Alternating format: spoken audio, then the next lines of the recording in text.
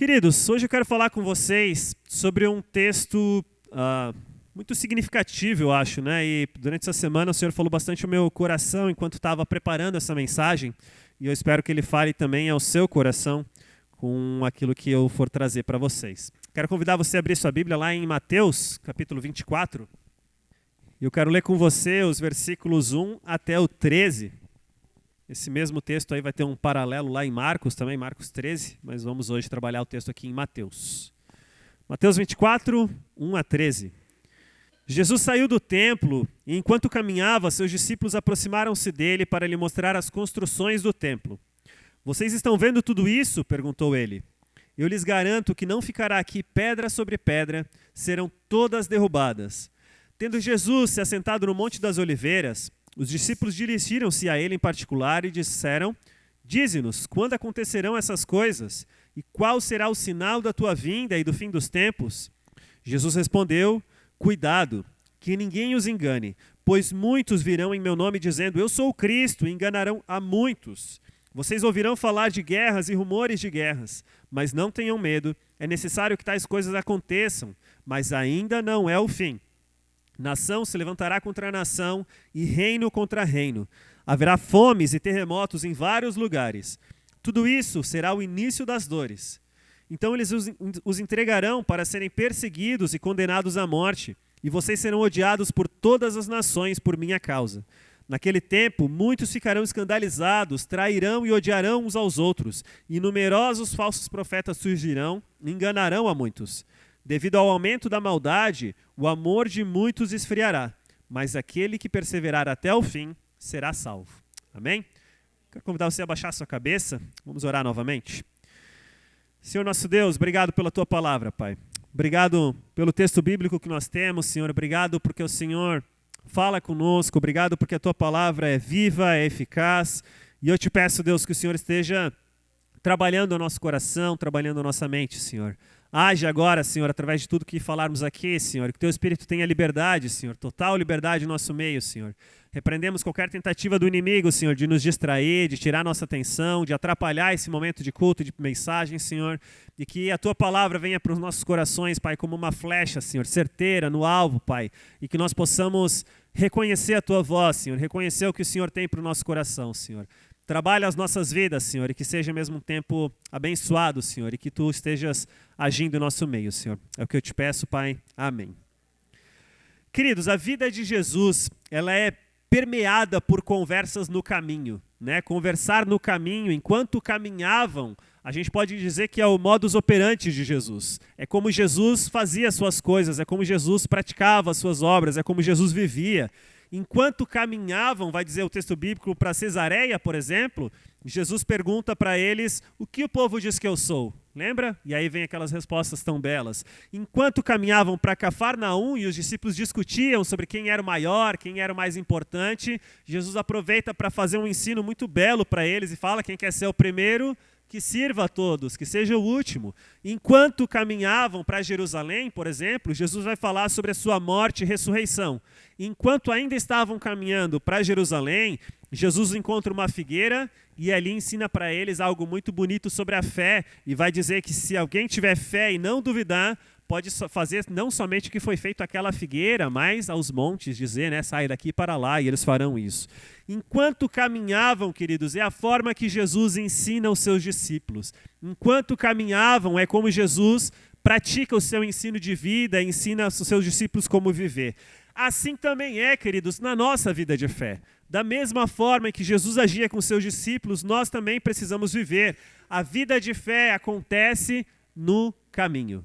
A vida de fé acontece no caminho. Enquanto nós caminhamos, queridos, o cristianismo, a vida de fé não se dá nas reuniões, não se dá nos encontros, não se dá nesses momentos, mas ele acontece no caminho. Não apenas, né, nas reuniões, mas no caminho. Enquanto nós caminhamos, enquanto nós vivemos a nossa vida, enquanto caminhavam, continua sendo a forma com que Deus trabalha. Continua sendo a forma com que Jesus nos ensina. Enquanto caminhavam, vai dizer o texto bíblico, Jesus ensina a seus discípulos, nós também, enquanto caminhamos, aprendemos. É enquanto caminhamos que a nossa vida cotidiana acontece. É enquanto caminhamos que nós somos quem realmente somos. É enquanto caminhamos que nós tropeçamos e caímos por algumas vezes. É enquanto caminhamos que nós somos levantados pelos nossos irmãos e ajudados por eles. É enquanto caminhamos que por vezes tomamos atitudes erradas e precisamos ser corrigidos para voltar para o caminho. É enquanto caminhamos que tomamos atitudes acertadas e somos elogiados por isso e agradecidos a Deus por isso. É enquanto caminhamos, queridos, que nós aprendemos, que nós corrigimos, que nós ajustamos. É enquanto caminhamos que nós temos o nosso caráter sendo moldado. É enquanto caminhamos que isso acontece, queridos. Enquanto nós caminhamos, Jesus nos ensina. Enquanto nós caminhamos, Jesus trabalha o nosso coração. Os discípulos, enquanto caminhavam, eram moldados e ensinados por Cristo. Cristo, enquanto caminhava com os discípulos, moldava o caráter deles, ensinava a eles como viver, falava para eles como corrigir as suas vidas, como corrigir o seu andar, como viver de maneira correta. Mas e você? E eu? Com quem nós temos caminhado? Enquanto caminhamos, nós estamos caminhando com quem? Enquanto caminhamos, nós estamos aprendendo com quem? Enquanto caminhamos, nós temos compartilhado a nossa vida com quem? Quem é que tem discipulado a sua vida? Quem é que tem ensinado a sua vida? Enquanto você caminha, quem é que está ali do seu lado, ajudando você, trabalhando com você, te ensinando, né? Aprendendo e ensinando com você? Enquanto você caminha, quem está moldando o seu caráter? São pessoas quaisquer, são pessoas que vivem a vontade do mundo mais do que a vontade de Deus, são pessoas que não se importam com a palavra do Senhor, são pessoas que não se importam com uma vida de fidelidade, são pessoas que não se importam com uma vida de fé diária, de buscar ao Senhor, de ser piedoso, são pessoas que talvez sejam muito boas, muito legais, muito queridas, mas não vivem o evangelho verdadeiro? Que tipo de pessoa caminha ao seu lado? Enquanto você caminha, quem está junto com você? E, queridos, isso não quer dizer que você não possa ter amigos cristãos, né? Que você não possa, não cristãos no caso. Não, então eu só posso conviver com quem é cristão. Não, nada disso. Você precisa ter amizades fora da igreja. Mas enquanto caminha, significa compartilhar a vida. Significa compartilhar quem você realmente é. Significa você aprender, ser aconselhado. Com quem você tem feito isso, queridos? Com quem você tem caminhado, com quem você tem compartilhado a sua vida, seu andar diário, né? Isso tem feito você ser mais maduro? As pessoas que compartilham a vida com você, que andam ao seu lado, te tornam mais parecidos com Cristo, te tornam mais maduros, te fazem amar mais a Deus, te fazem querer ler mais a Bíblia, te fazem querer orar mais. Enquanto você caminha, queridos, com quem você tem compartilhado a sua vida? Com quem você tem caminhado? Com quem você tem caminhado, o que você tem aprendido com as pessoas que têm caminhado com você. Enquanto você caminha, quem é que vai junto com você, quem é que vai caminhando com você. Nós precisamos ter ao nosso lado, queridos, pessoas que nos façam parecidos com Cristo, que nos tornem parecidos com Cristo, que nos aconselhem, que nos amem, que nos ajudem, que nos carreguem, que sejam parecidos com Cristo também, para que a gente possa ser mais semelhante a Cristo, queridos. Se você tem compartilhado a sua vida com pessoas não cristãs, você tem se tornado parecido com elas. Se você tem moldado a sua vida com o caráter de pessoas não fiéis ao Senhor, o seu caráter está sendo um caráter deturpado, distorcido, meus queridos. Nós falamos sobre isso nos jovens, né? Quando você anda com pessoas que reclamam, pouco tempo depois você se torna um reclamão também, porque você se torna parecido com aqueles com quem você anda. Você se torna parecido com as pessoas com as quais você compartilha a sua vida, queridos. Quem é que tem caminhado com você? Enquanto você caminha, quem é que está caminhando ao seu lado? Quem é que tem compartilhado a vida com você e discipulado, ensinado a sua vida? Enquanto você caminha, eu espero que você se torne mais parecido com Cristo. Aqui no nosso texto, enquanto caminhavam, Jesus é chamado para ver as construções do templo, né? Vai dizer ali no início, versículo 1, Jesus saiu do templo, enquanto caminhava, seus discípulos aproximaram-se dele para lhe mostrar as construções do templo. Dizem, queridos, que esse templo era realmente maravilhoso, era lindo. Esse templo aqui que está sendo falado é um templo pós-templo de Salomão. Então nós tínhamos, né, o templo de Salomão, já muito bonito, mas essa construção aqui foi a construção feita por Zorobabel e por Esdras. Se você abrir a sua Bíblia lá em Esdras, eu anotei para não esquecer, 6:15, vai estar lá a finalização da construção do templo, né? Mas em Esdras vai ter esse relato da construção desse outro templo. Ele já era um templo muito bonito, mas nos tempos de Jesus nós temos então o governante ali da época, que era Herodes o Grande, né, o famoso Herodes o Grande, que aumenta ainda mais o tamanho desse templo e melhora ainda mais esse templo. Então ele já era algo muito bonito e Herodes o melhora ainda mais, se torna muito belo realmente, né, um templo maravilhoso. Dizem que esse segundo templo, queridos, ele tem um historiador, Joséfo, né, historiador aí judeu do primeiro século ali, ele fala o seguinte, o templo ele era coberto com placas de ouro e que quando o sol brilhava sobre elas, ele era ofuscante para olhar. Onde não havia ouro, havia blocos de mármore de um branco tão puro que à distância os estranhos pensavam que tinha neve no templo. Então pensem na beleza de olhar para isso, né? De você olhar de longe e ver uma coisa branca assim, né? Com neve, chegar perto, ter ouro todo em volta, todo adornado de ouro, né? Então realmente era um templo muito bonito, né? Algo grandioso. E como eu falei, na época de Jesus ele ainda estava sendo expandido, né? Jesus, quando é morto ali, ainda estava em expansão o templo. Até mais ou menos ali 40 depois de Cristo ainda estavam as obras de expansão. Então, né, nessa época ali, Jesus estava ali, ainda estava tendo obras ali nesse templo de melhorias, mas já era algo muito belo.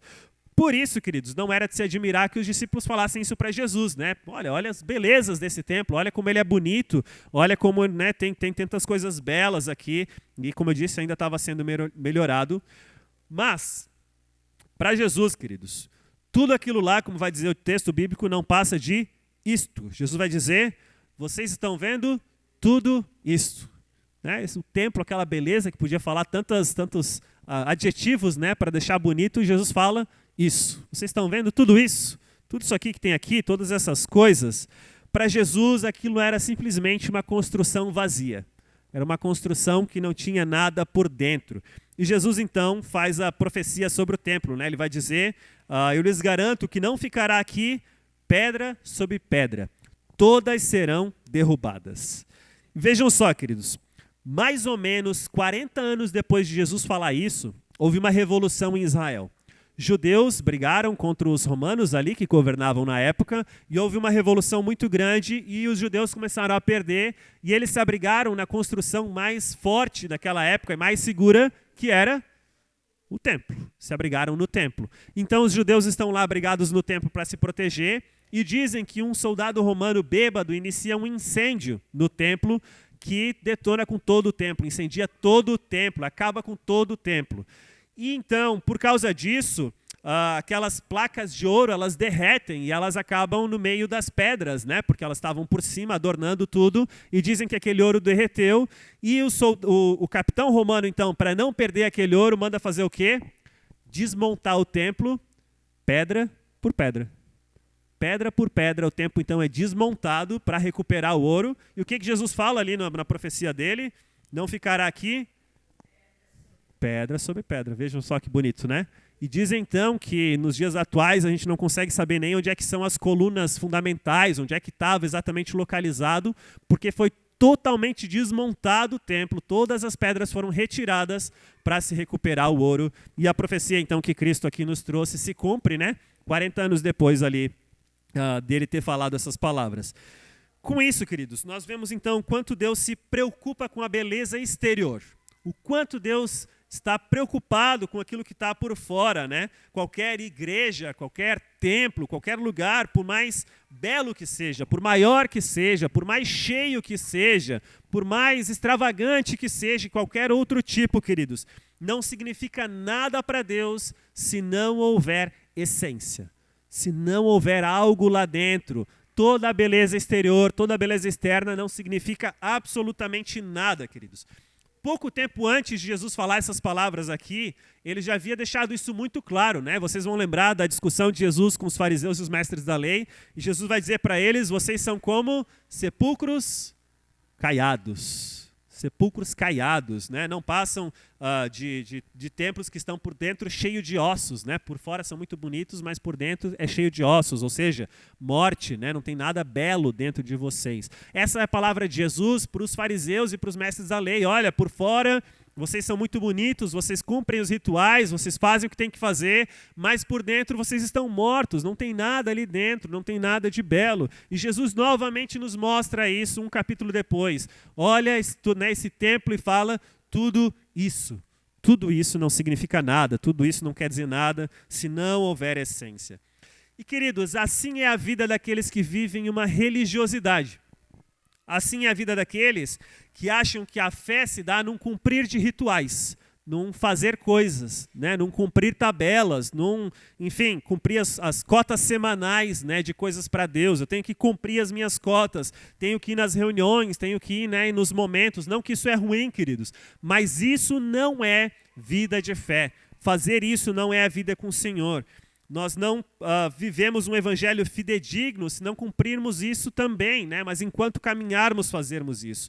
Ou seja, enquanto caminhamos, nós devemos andar em comunhão, nós devemos congregar, não é opcional, né? É um dever dos que são salvos. Contudo, viver o evangelho enquanto caminha é o que te torna salvos, queridos. Não é cumprir com as cotas, não é cumprir com as reuniões, não é fazer parte dos momentos em que você deve estar aqui, né, no culto, grupos familiares, oração. Isso também é um dever. Você também deve participar, isso é a obrigação dos crentes participar. Porém, o que te torna salvo não é fazer isso. Você faz isso porque você ama as pessoas e ama a Deus. O que te torna salvo é cumprir com aquilo que Deus quer de você, é fazer aquilo que Deus quer de você, é enquanto caminha viver o seu evangelho, é na sua vida cotidiana, na sua vida diária, cumprir com as palavras de Deus, fazer o que a Bíblia nos manda. Isso é o mais importante, queridos. Então não adianta cumprir uma parte e deixar o mais importante de lado. Não adianta você vir para os cultos e para os grupos familiares, mas durante o dia a dia você não viver a sua vida de fé. Não adianta, queridos, você viver a sua vida cristã, né, e fazer tudo mais de forma ritualística, queridos. Precisa haver essência, precisa haver algo a mais, precisa ter algo lá dentro, queridos. Vida cristã acontece enquanto caminhamos. Enquanto caminhamos. Não seja um sepulcro caiado, meu irmão. Não seja alguém muito bonito por fora, mas morto por dentro, meu irmão. Seja alguém que vive a sua vida de fé, que vive a vida diária, que é cristão enquanto caminha, não só nas reuniões. Amém?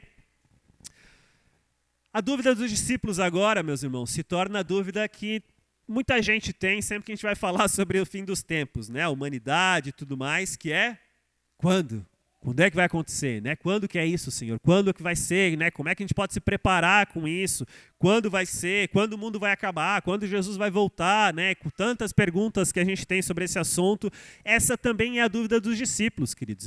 Os discípulos têm as mesmas dúvidas que nós temos também. Os discípulos perguntaram isso para Jesus.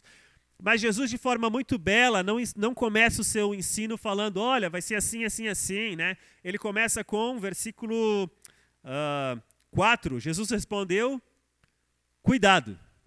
Quem é que inicia cuidado com uma pergunta, né? Jesus, quando vai acontecer? E você responde, cuidado. Só Jesus, né? Jesus, ele sabe todas as coisas, ele inicia assim. Cuidado, porque muitos tentarão enganar vocês. Muitos virão em meu nome, dizendo, eu sou Cristo, e enganarão a muitos. Muitos falsos profetas, falsos messias para iludir as pessoas, com uma série de palavras, promessas, coisas grandiosas, né? Coisas estrondosas, magníficas, que você olha de fora e pensa, meu Deus, que maravilhoso.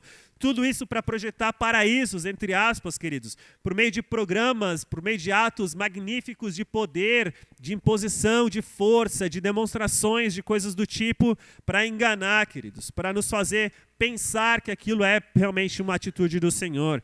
Falsos cristos, guerras, rumores de guerras, catástrofes, fome, terremotos e tudo mais vai acontecer. Isso é uma promessa que Jesus nos deixou.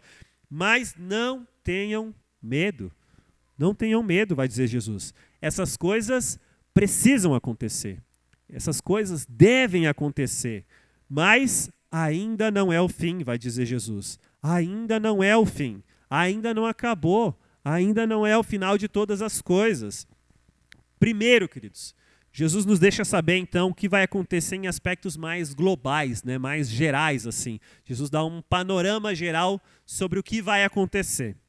Depois, Jesus entra num aspecto específico de nossa vida, dos cristãos, né, de quem vive esse evangelho de fé.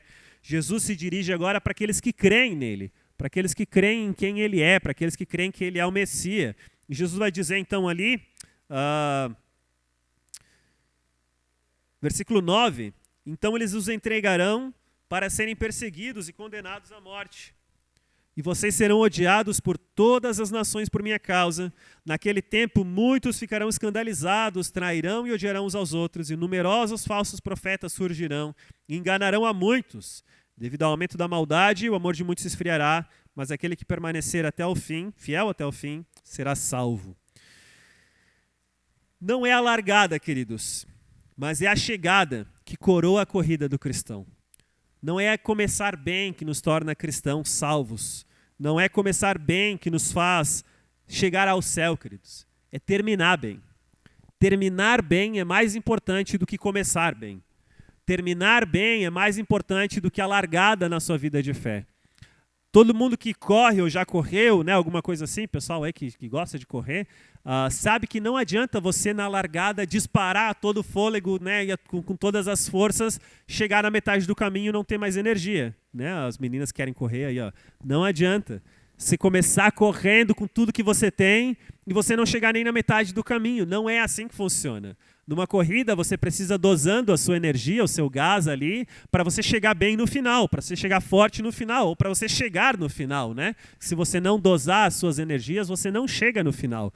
Numa corrida, queridos, não é a largada, mas a chegada que conta. Na nossa vida de fé, não é a largada, mas a chegada que conta, queridos. É mais importante nós completarmos a nossa vida bem, em fidelidade ao Senhor, em fidelidade com Deus, andar em comunhão com o Senhor. Nós temos muito que refletir acerca dos sinais que Jesus vai nos trazer aqui, e com certeza daria um longo texto de explicação, né, e de fala sobre os sinais que Jesus nos traz sobre o final dos tempos aqui, sobre o que ele nos ensina. Mas hoje eu quero dar uma ênfase num alerta de Jesus. Eu quero dar uma ênfase nesse finalzinho desse texto aqui e deixar essa parte escatológica que a gente chama, né, de final dos tempos para um outro dia. E a gente pode, quem sabe, um dia rever esse texto aqui. Todos os alertas anteriores de Jesus eram ruins, né? Guerra é ruim, terremotos é ruim, obviamente, né? Rumores de guerra, tudo isso que vai trazer o texto ali. Versículo 4 em diante, né? 5, muitos virão em meu nome dizendo eu sou Cristo, enganarão a muitos.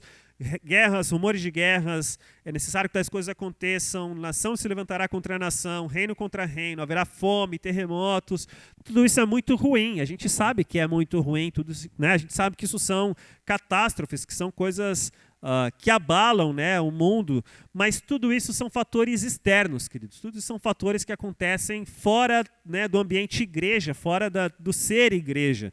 Mas o que pode ser pior para a igreja do que terremotos, guerra, morte e perseguição? Para Jesus, o que pode ser pior? Vamos lá no texto? O que vai dizer o versículo 12? Devido ao aumento da maldade, o amor de muitos se esfriará. O amor de muitos se esfriará. Pior do que tudo isso, queridos, pior do que guerras, pior do que terremotos, pior do que rumores de guerra, pior do que qualquer outra coisa, é o amor esfriar. Pior do que tudo isso, queridos, quando o amor dos cristãos se esfria, o sinal de que Cristo está com a gente vai embora. Quando o amor dos cristãos se esfria, queridos, nós não nos preocupamos mais com o outro, nós focamos em nós mesmos. Quando o amor esfria, queridos, nós não vivemos comunhão. Quando o amor esfria, nós não compartilhamos os nossos bens. Quando o amor esfria, nós não compartilhamos a nossa vida uns com os outros. Quando o amor esfria, nós não choramos e não sorrimos com os nossos irmãos. Quando o amor esfria, queridos, nós não temos prazer em compartilhar as nossas coisas, nós não temos vontade de ter comunhão, nós não temos o desejo de estarmos juntos, nós não queremos ir para os cultos, não queremos ir para os grupos familiares, não queremos orar, não queremos buscar o Senhor, não queremos ler a Bíblia, queridos. Quando o amor esfria, nada mais faz sentido, queridos. Quando o amor esfria, não adianta a gente cumprir com o ritual, cumprir com as tabelas. Não adianta, queridos. Quando o amor esfria, a perseguição se torna interna e não mais externa. O fator se torna interno e Jesus não está mais com a gente se o amor esfria. Se o amor esfria, nós não estamos mais aqui por causa de alguém, nós estamos só cumprindo um ritual, queridos. Spurgeon, grande pregador, fala assim como toda água fora de uma embarcação não pode causar nenhum dano até que entre na própria embarcação, as perseguições externas não podem realmente prejudicar a igreja de Deus. Mas, quando o mal penetra na igreja e o amor do povo de Deus esfria, então a barca está em grande perigo. Queridos, a água externa não abala o barco, mas quando ela entra no barco, ele está em perigo. As perseguições externas, queridos, não abalam a igreja, mas quando o amor esfria, a igreja está em grande risco, em grande perigo, queridos. Se o amor esfria, nada mais faz sentido, queridos. Mas, Jesus vai dizer, no versículo 13, aquele que perseverar até o fim será salvo. Existem aqueles que perseveram. Existem aqueles que continuam, queridos, que são perseverantes, e estes perseveram até o fim. Esses perseveram até o final das suas vidas, perseveram até não ter mais opção, até não ter mais nada para ser feito. Eles perseveram até o final das suas vidas, o final dos tempos, queridos. Perseverar significa ser totalmente sério. Essa é a raiz da palavra perseverar.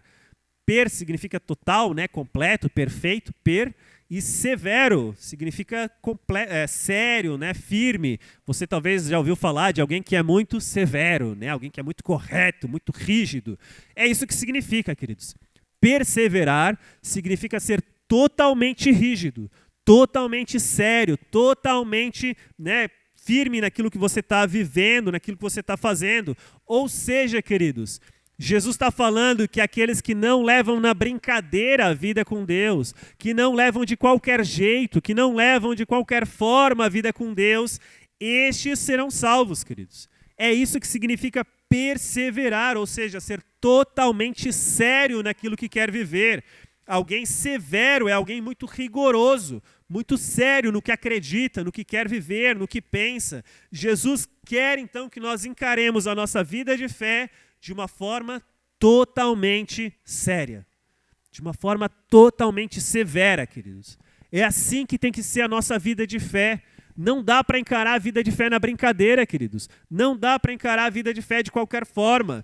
E aqueles, então, que fizerem isso, que não tratarem a sua vida com Deus de qualquer forma, mas forem severos, forem sérios, forem perseverantes, estes serão salvos. Esses serão salvos. Esses que lidarem com a vida de fé dessa forma, queridos. Que forem perseverantes, que forem sérios na sua vida com Deus. Que não lidarem com a vida com Deus de qualquer jeito, queridos. De não achar que é de qualquer forma que a gente vive a nossa vida com Deus. De não achar que é de qualquer jeito, que a gente pode fazer qualquer coisa, pode viver de qualquer forma, que pode fazer o que quiser. Não, queridos. Nós precisamos ser totalmente sérios na nossa vida com Deus. E agora eu quero perguntar para você. Como você tem lidado com a salvação da sua alma? Como você tem encarado isso? Isso é um assunto sério para você? A salvação da sua vida é um assunto sério para você, meu irmão? Você encara isso com seriedade total e plena? Como você tem lidado com a sua vida de fé, com a sua salvação? Você tem sido sério ou lidado de qualquer forma? Você tem deixado as circunstâncias e, sei lá, qualquer outra coisa abalar a sua vida de fé? Tem deixado as circunstâncias te desmotivarem, queridos? Te afastar do Senhor? Você é totalmente severo em relação a isso? Você é totalmente sério em relação a isso, queridos? Como você tem lidado com a sua salvação? As circunstâncias, sei lá, as questões, o cansaço, o medo, enfim, queridos, aquilo que vem no seu coração tem sido mais importante do que a sua salvação? O que é o mais importante para você? O que é o mais importante para você, meu irmão? Como você tem lidado com a sua salvação? Como você tem lidado com a sua vida de fé? Como você tem lidado com a salvação da sua alma? Enquanto você caminha, você tem sido um crente fiel ao Senhor? Enquanto você caminha, você tem vivido com fidelidade a Deus, queridos? Como está a sua vida? Se você não é totalmente sério na sua vida com Deus, queridos, você não faz parte do grupo que é salvo. Você já pensou sobre isso? Se você não é totalmente sério na sua vida com Deus, você não faz parte desse grupo que será salvo. Você faz parte desse grupo? Você está incluso nesse grupo? Reflita sobre isso, queridos. Pensem sobre isso. Você age de forma totalmente séria na sua vida de fé? Você vive de forma totalmente severa, correta, justa na sua vida de fé? Isso é para você o mais importante? Você faz parte do grupo que é salvo, que Jesus vai dizer? Ou você não tem sido totalmente sério? E aí você, infelizmente, não está incluso nesse grupo. Como você tem lidado, queridos, com a sua vida de fé? Como você tem lidado com a sua caminhada? Como está o seu andar diário? Como está o seu andar diário? Pense sobre isso, queridos. Talvez, se necessário, mude a sua forma de pensar, mude o seu jeito de ser, mude a sua forma de viver, a sua forma de encarar a fé. Mude, queridos. Não continue assim. Se você pensando, e pensa em casa, chegar à conclusão de que você não faz parte desse grupo que vai ser salvo, mude a sua forma de viver a sua vida, queridos. Ainda dá tempo de mudar. Nós que estamos aqui, ainda dá tempo de mudar, né? Isabel, a gente teve essa semana, né, Isabel, a perda da mãe dela, e foi isso que eu falei lá no velório, né? Para ela não tem mais o que fazer, né? A dona Rosana, infelizmente, faleceu e nós não temos mais o que fazer. Mas nós que estamos vivos, nós temos opção. Você tem opção. Como é que você vai lidar com a sua vida de fé? Como é que você vai encarar a sua vida de fé? A gente ainda tem chance, queridos, de corrigir os nossos caminhos, de mudar, de viver com total seriedade a nossa vida de fé. Mas essa decisão parte da gente. Essa decisão é nossa. Essa decisão é minha, é sua. Eu não posso decidir por você, você não pode decidir por mim. É uma decisão sua. Você precisa decidir viver de forma totalmente séria, queridos. De forma severa a sua vida com Deus. Amém? Quero convidar você a baixar a sua cabeça. E quero orar com você. Senhor nosso Deus, perdão, Senhor. Perdão, porque nós falhamos tanto, Senhor. Falhamos tanto, Pai. Nos perdoa, Pai, porque nós vacilamos, nós nos perdemos, nós nos afastamos, nós deixamos de viver aquilo que o Senhor quer de nós, nós tratamos de forma, às vezes, desleixada, Senhor, a nossa vida de fé, Pai. Tratamos de forma a não dar o devido valor, Senhor, a devida honra que deveríamos, Senhor, a devida seriedade que deveríamos, Senhor. Nos perdoa, Pai, nos perdoa, porque nós vacilamos tanto, Senhor, no nosso andar diário, Senhor. Pai, nos ajuda, Senhor, a encarar com seriedade a nossa vida contigo, Senhor. Nos ajuda, Senhor, a termos um andar diário que tem significado, que tem propósito, Senhor, que tem realmente uma razão, Senhor. Nos ajuda, Senhor, a te buscarmos dia após dia, Senhor.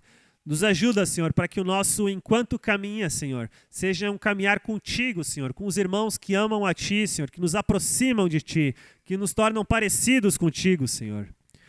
Pai, nos ajuda, Senhor, para que nós possamos ter uma vida de acordo com o que o Senhor quer de nós, Pai. Que nós possamos ter uma vida séria na nossa busca, Senhor, a Ti, Senhor. Que nós possamos ter essa vontade, Senhor, esse querer de sermos mais semelhantes contigo, Senhor. Esse perseverar, Senhor, que nós devemos ter, Senhor. Nos ajuda, Pai. Nos ajuda a não vacilarmos na nossa caminhada, Senhor. Nos ajuda, Senhor, a nos rodearmos de pessoas que sejam semelhantes a Ti, que nos aproximem de Ti, Senhor. Nos ajuda, Deus. Nos ajuda, Pai. E, Senhor, aqueles que aqui, ao refletir um pouco, talvez chegaram à conclusão que ainda não estão dando a devida seriedade, Senhor, ao que é andar contigo, Senhor. Que o Senhor esteja agindo, Pai.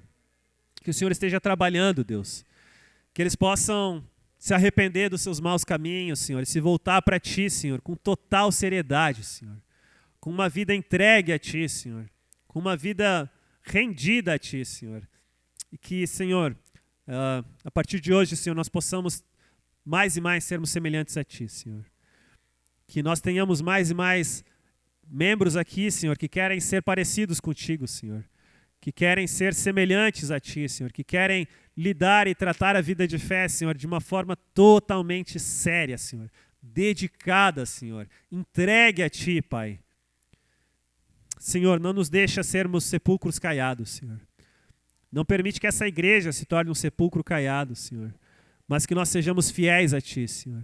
Que nós sejamos fiéis, Senhor, ao que o Senhor quer de nós, Pai.